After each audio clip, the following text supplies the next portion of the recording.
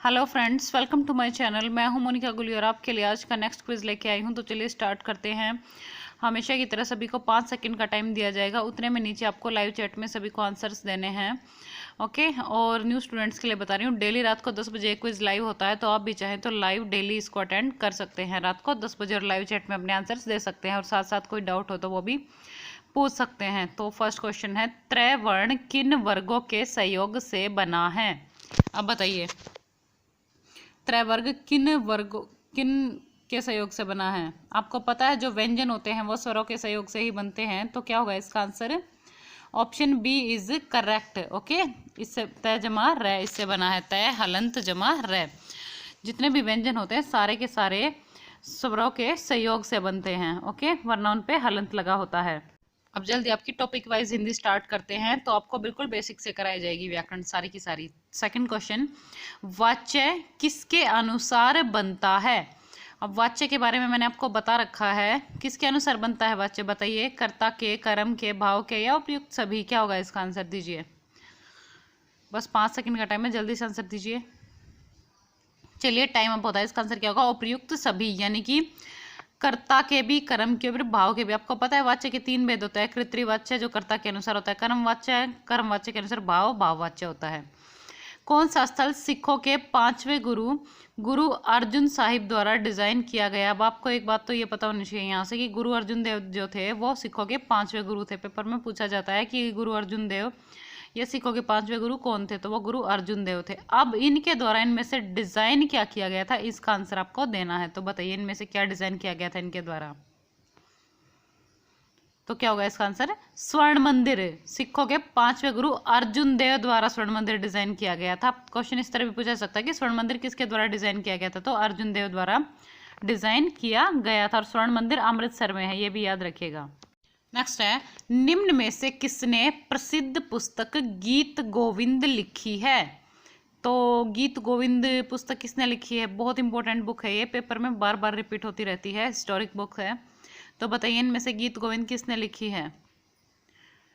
गुरु गोविंद, कालिदास, जयदेव या पन्पा? दीजिए इसका आंसर।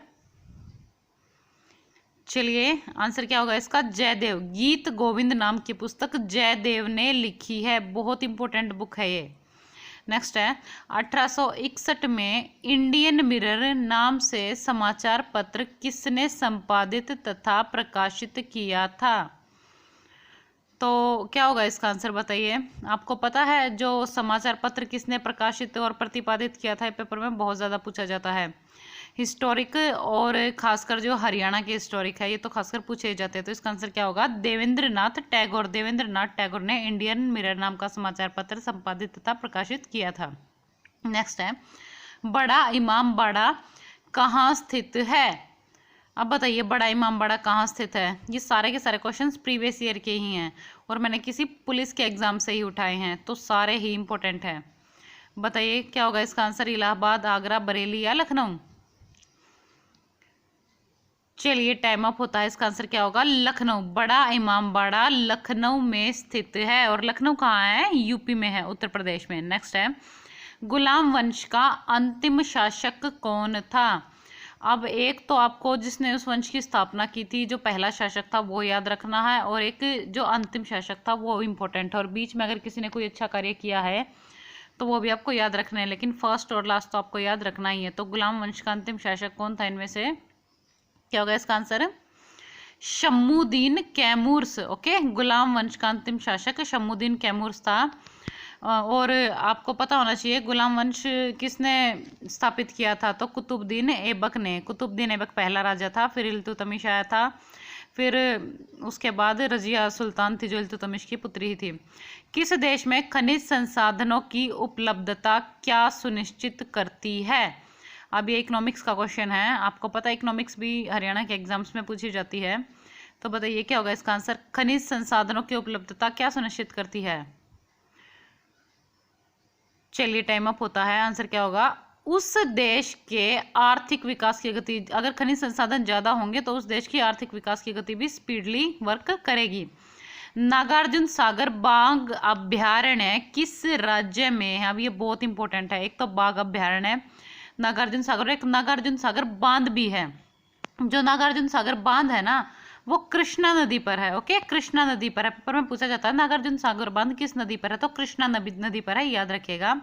और ये बाघ अभयारण्य किस राज्य में है, तो इसका आंसर होगा आंध्र प्रदेश, और बांध भी आंध्र प्रदेश में ही है। ओके, बाघ अभयारण्य भी और बांध भी। नेक्स्ट है, भारत की आजादी के समय संघ लोक सेवा आयोग के अध्यक्ष कौन थे। वेरी वेरी इंपॉर्टेंट क्वेश्चन, खासकर जो भारत की आज़ादी के समय पर कौन किस समिति का अध्यक्ष था, किस आयोग का अध्यक्ष था। ये क्वेश्चंस वैसे भी इस टाइप के बहुत इंपॉर्टेंट होते हैं और ये तो प्रीवियस ईयर के ही हैं। तो क्या होगा इसका आंसर है H.K. कृपलानी। संघ लोक सेवा आयोग के अध्यक्ष कौन थे, H.K. कृपलानी। किस पदार्थ में स्वतः प्रवर्तित दहन यानी कि स्पॉन्टेनियस कंबशन के गुण हैं।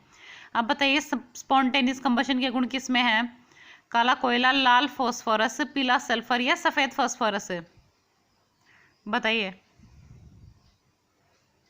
ओनली 5 सेकेंड्स, जल्दी आंसर दीजिए। तो क्या होगा इसका आंसर सफेद फॉस्फोरस। सफेद फॉस्फोरस में स्पॉन्टेनियस कंबशन के गुण है, यानी कि ये खुद ही इसका दहन हो जाता है, खुद इसमें आग लग जाती है। कई मैजिशियन भी इसको यूज करते हैं आग लगने के लिए, एकदम से ऐसे दिखाने के लिए, जो जादू करते हैं ना वो आग लगने वाला उसमें यूज करते हैं। नेक्स्ट है, किस अनुच्छेद के तहत प्रेस की स्वतंत्रता तथा सूचना के अधिकार को मूल अधिकार में रखा गया है। अब आपको पता है, मैंने आपको बोला था कि 30 तक या 32 तक लगभग जितने भी आर्टिकल्स है वो तो आपको सारे ही याद रखने हैं। उसके अलावा आपको जो इम्पोर्टेंट है अनुच्छेद जितने भी वो सभी याद रखने हैं। तो क्या होगा इसका आंसर अनुच्छेद 19। अनुच्छेद 19 के तहत प्रेस की स्वतंत्रता दी गई है। किस संविधान संशोधन के तहत गोवा को एक राज्य का दर्जा दिया गया है। अब आपको पता है गोवा 1961 में पुर्तगालियों से आज़ाद हुआ था, उसके बाद ये भारत का हिस्सा बना था। स्वतंत्रता के बाद भी गोवा पुर्तगालियों के चंगुल में ही था। 1961 में उसे आज़ादी मिली थी पुर्तगालियों से। तो अब एक राज्य का दर्जा किस संविधान संशोधन के तहत दिया गया, आपको पता है कितना इंपॉर्टेंट है संविधान संशोधन, तो इसका आंसर क्या होगा 56वां संविधान संशोधन। 56वें संविधान संशोधन के तहत गोवा को एक राज्य का दर्जा दिया गया है। इंपॉर्टेंट है, सन भी याद रखेगा। 1961 में आजाद हुआ और किस संविधान संशोधन के तहत राज्य बनाइए 56वें संविधान संशोधन के तहत। नेक्स्ट है, भारतीय संविधान में समवर्ती सूची किस देश से ली गई है। वेरी वेरी इंपॉर्टेंट, आपको पता है कौन से देश से कौन सी सूची ली गई है, मूल अधिकार कहाँ से लिए गए हैं, नीति निर्देशक सिद्धांत कहाँ से लिए गए। क्वेश्चंस वैसे इतने इंपॉर्टेंट होते तो क्या होगा इसका आंसर ऑस्ट्रेलिया, कनाडा, फ्रांस या जर्मनी। दीजिए आंसर जल्दी, चलिए टाइम अप। इसका आंसर क्या होगा ऑस्ट्रेलिया। समवर्ती सूची ऑस्ट्रेलिया से ली गई है। नेक्स्ट है, कठला कहाँ पहने जाने वाला आभूषण है। अब आपको पता है वस्त्र या आभूषण पेपर में जरूर पूछे जाते हैं, इसलिए मैं डेली ट्राई करती हूँ कि आपका एक आभूषण या एक वस्त्र तुलन करा ही दूं। तो क्या होगा इसका आंसर है गले में। कठला गले में पहने जाने वाला आभूषण है। चलिए नेक्स्ट क्वेश्चन है अब हिंदी का, निम्न में कौन सा वाक्य है, बताइए कौन सा वाक्य है इसमें, बताइए। संयुक्त है, मिश्र है, सरल है या निम्न में से कोई नहीं। बस 5 सेकंड का टाइम है, जल्दी से आंसर दीजिए। चलिए टाइम अप होता है। इसका आंसर क्या होगा संयुक्त वाक्य। अब मैंने आपको बता रखा है जब भी कहीं पर परंतु आ जाए तो वहां पर हमेशा संयुक्त वाक्य होता है, और जो दो वाक्य कंजक्शन से जुड़े होते हैं और एक दूसरे पर वो डिपेंड नहीं करते, स्वतंत्र मीनिंग निकलता है अलग अलग वाक्यों का, वो हमेशा संयुक्त वाक्य ही होता है। अब देखिए इसमें परंतु आया हुआ है ना, मैंने वैसे भी आपको वर्ड्स बता रखे हैं जो आपको याद रखने हैं, और इसलिए, पर, परंतु और अतः जहां पर आ जाए वहां संयुक्त वाक्य ही होता है। जिंदगी तो एक दिन खुद पूरी हो जाएगी, परंतु शौक पूरे कीजिए। अब देखिए इसमें परंतु आ रहा है ना, परंतु अब मैंने आपको बताया था ना कि पर, परंतु, इसलिए और अतः जहां भी आ जाए वहां हमेशा संयुक्त वाक्य होता है। ओके, संयुक्त वाक्य होता है। तो आई होप आपने वो 5 वर्ड्स लर्न कर लिए होंगे। अगर न्यू स्टूडेंट्स है तो आप स्टार्टिंग से क्विज देखिए, आप सबको बहुत अच्छे से समझ आ जाएगी। अब नेक्स्ट है सिनोनिम। Synonym of कैटरवॉल। अब दीजिए इसका आंसर क्या होगा, सर्व, हॉल, स्क्रिबल या सैल्यूट, बताइए क्या होगा इसका synonym. Only 5 seconds you have, जल्दी से आंसर दीजिए। चलिए टाइम अप होता है। इसका आंसर क्या होगा? Option B is correct. Okay, अब देखिए कैटरवॉल क्या होता है? बिल्ली की तरह तेज आवाज निकालना। ओके, बिल्ली की तरह तेज आवाज निकालना। और हॉल भी क्या होता है? बिल्ली की तरह तेज आवाज निकालना। तो कैटरवॉल का सिनोनिम क्या हो गया? हॉल। ओके, चलिए बाकी के ऑप्शंस देख लेते हैं अब। सर्व, सर्व होता है सेवा देना। सुना होगा ना कि किसी को सर्व करते हैं तो सेवा देते हैं। ओके, सर्व सेवा देना। स्क्रिबल, स्क्रिबल होता है खराब लिखावट, किसी की गंदी लिखावट होती है ना उसको स्क्रिबल बोल देते हैं। नेक्स्ट है सैल्यूट, सैल्यूट आप सभी को पता ही होगा, सलामी देना। ओके, सैल्यूट करना है, सलामी देना।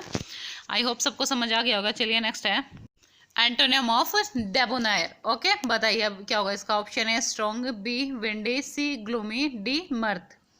दीजिए आंसर, चलिए आंसर दीजिए। Only 5 seconds you have. चलिए टाइम अप होता है। इसका आंसर क्या होगा? ऑप्शन सी इज करेक्ट, यानी कि ग्लूमी। अब देखिए डेबोनायर का मतलब क्या होता है? खुश मिजाज। अब खुश मिजाज का उल्टा क्या होगा? उदास या अकेला। तो खुश मिजाज का उल्टा क्या गया? उदास या अकेला। तो डेबोनायर का एंटोनिम क्या हो गया? ग्लूमी। ओके, ग्लूमी मतलब उदास या अकेला। चलिए बाकी के ऑप्शंस देख लेते हैं। स्ट्रॉन्ग, स्ट्रॉन्ग क्या होता है? मजबूत होता है, सबको पता है। नेक्स्ट है विंडी, विंडी क्या होता है? हवादार। विंड हवा होती है ना, तो विंडी क्या हो गया? हवादार हो गया। नेक्स्ट ऑप्शन है ग्लूमी का मैं आपको बता चुकी हूँ, उदास या अकेला। और मर्द क्या होता है? खुशी। ओके, खुशी। चलिए next idiom. The king had been made to eat humble pie. अब आपको इडियम बताना है टू ईट हम्बल पाई का। Option A to eat slowly, B to have an excellent dish, C to eat a good pie, D to have a to apologize। अब बताइए क्या होगा इसका आंसर? जल्दी, चलिए टाइम अप हो रहा है। इसका आंसर क्या होगा? ऑप्शन डी इज करेक्ट, यानी कि टू हैव टू अपोलोजाइज, यानी कि माफी मांगना। अपोलोजाइज करना क्या होता है? माफी मांगना। टू ईट हम्बल पाई का इडियम क्या हो गया? टू हैव टू अपोलोजाइज, यानी कि माफी मांगना। अब चलिए बाकी के ऑप्शंस देख लेते हैं। To eat slowly, to eat slowly क्या होता है? धीरे खाना खाना। ओके, ये तो सबको पता ही होगा। To have an excellent dish, शानदार भोजन करना। Okay, to have an excellent dish मतलब शानदार भोजन करना। टू ईट ए गुड पाई, यानी कि अच्छी मिठाई खाना। और टू हैव टू अपोलोजाइज आपको पता ही है, इसका आइडियम है। नेक्स्ट है one word substitution. One word substitution क्या है? A short stay at a place. Option a halt, b interlude, c sojourn, d fratricide. अब बताइए क्या होगा इसका आंसर? ओनली 5 सेकेंड्स, आंसर दीजिए जल्दी। चलिए टाइम अप होता है। इसका आंसर क्या होगा?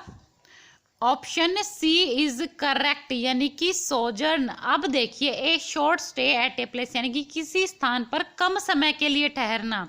ओके, प्लेस होता है स्थान, शॉर्ट स्टे कम समय के लिए। तो ए short stay at a place, किसी स्थान पर कम समय के लिए ठहरना, उसको क्या बोलते हैं? सोजर्न। ओके, तो वन वर्ड सब्सटीट्यूशन क्या हो गया? ए short stay at a place का सोजर्न। चलिए बाकी के ऑप्शंस देख लेते हैं। हॉल्ट, हॉल्ट क्या होता है? रुकावट। ठीक है, किसी चीज में किसी काम में रुकावट होता है, हॉल्ट। इंटरल्यूड, इंटरल्यूड होता है बीच में चलाया गया छोटा सा संगीत प्रदर्शन, उसे बोलते हैं इंटरल्यूड। नेक्स्ट है फ्रेट्रीसाइड, फ्रेट्रीसाइड होता है भाई या बहन का संहार, उसे बोलते हैं फ्रेट्रीसाइड। ओके, चलिए अभी हमारा इंग्लिश तो क्लियर हो गया। नेक्स्ट क्वेश्चन है आपके लिए, जिसका आंसर आपको मुझे नीचे कमेंट बॉक्स में देना है, नीचे लाइव चैट में नहीं। आपको स्टूडेंट्स नीचे लाइव चैट में आंसर देने लग जाते हैं, यहाँ पर नहीं, नीचे कमेंट बॉक्स में आंसर दिया कीजिए, ताकि मैं अच्छे से चेक भी कर सकूँ। अगर आप गलत भी बता रहे हों तो मैं आपको अच्छे से रिप्लाई भी कर सकूँ, उसका आंसर बता सकूँ। जिसको आता है वो भी, जिसको नहीं आता है वो भी, सभी स्टूडेंट्स आंसर्स देंगे। अगर आप बताने की कोशिश ही नहीं करेंगे तो आपको समझ कैसे आएगा? अगर आप गलत देते हो तो मैं आपको पर्सनली रिप्लाई करती हूँ और समझाती हूँ उसका आंसर कि क्या होगा विद हिंदी। तो गलत दो या सही दो, नीचे सभी को कमेंट बॉक्स में इसका आंसर देना है। अगर सही देते हैं तो बहुत अच्छी बात है, और गलत देते हैं तो आपको एक मीनिंग पता चलेगा। और आपको पता है एग्जाम के लिए इंग्लिश कितनी ज़्यादा इंपॉर्टेंट है। तो सभी नीचे इसका आंसर कमेंट बॉक्स में देकर जाएंगे। और हाँ, मैं पहले ही बता देती हूँ, वो क्या, मैं हमेशा वही डालती हूँ क्वेश्चन, मैं वही पूछती हूँ जो मैं आपको पहले करा चुकी होती हूँ। तो अभी चलिए जल्दी से सभी स्टूडेंट्स अपना स्कोर टाइप कर दीजिए। चलिए जल्दी जल्दी सभी स्टूडेंट्स स्कोर टाइप कर दीजिए, और जिसने स्कोर टाइप कर दिया है वो वीडियो को लाइक कर दीजिए। वीडियो को लाइक कर दीजिए जल्दी से, डेली वीडियो को लाइक कर दिया कीजिए, इससे हमें भी सपोर्ट मिलता है और मुझे भी पता चलता है कि कितने स्टूडेंट्स को वीडियो अच्छी लग रही है। और साथ ही कमेंट बॉक्स में मुझे ज़रूर बताइएगा कि वीडियो आपको कैसी लगती है। ओके, और न्यू स्टूडेंट्स के लिए बता रही हूँ, ये क्विज डेली रात को 10 बजे होता है लाइव, तो आप भी डेली रात को 10 बजे इस क्विज को अटेंड कर सकते हैं। मिक्स क्वेश्चंस का क्विज है ये, आपको पता है इंग्लिश और हिंदी भी कितनी ज़्यादा इंपॉर्टेंट है, तो आपकी डेली की डेली प्रैक्टिस होती है। और हाँ, मैंने हरियाणा जीके के और साथ ही एनिमल हस्बेंड्री के प्रीवियस ईयर के क्वेश्चंस भी कराए हैं जो पिछले पेपरों में पूछे जा चुके हैं। प्लेलिस्ट में आपको वीडियोस मिल जाएंगी एनिमल हस्बेंड्री की और हरियाणा जीके की भी प्रीवियस ईयर क्वेश्चंस की, तो देख लीजिएगा। और चैनल को जिसने सब्सक्राइब नहीं किया है सब्सक्राइब कर लीजिए और साथ ही बेल आइकन जरूर दबा लीजिएगा। बेल आइकन में आपको 3 ऑप्शंस मिलेंगे जिसपे आपको ऑल पर क्लिक करना है। अगर आप ऑल पर क्लिक नहीं करते हैं तो आपको सभी वीडियोस की नोटिफिकेशन नहीं मिलेगी, और आप ऑल पर क्लिक कर लीजिएगा। और जितना हो सके वीडियो को लाइक करें, कमेंट करें जितना हो सके, और हमारे चैनल को सब्सक्राइब करें और बेल आइकन ज़रूर दबाएं। Okay, bye bye, thank you, like share and subscribe, bye bye and good night to all of you, thank you.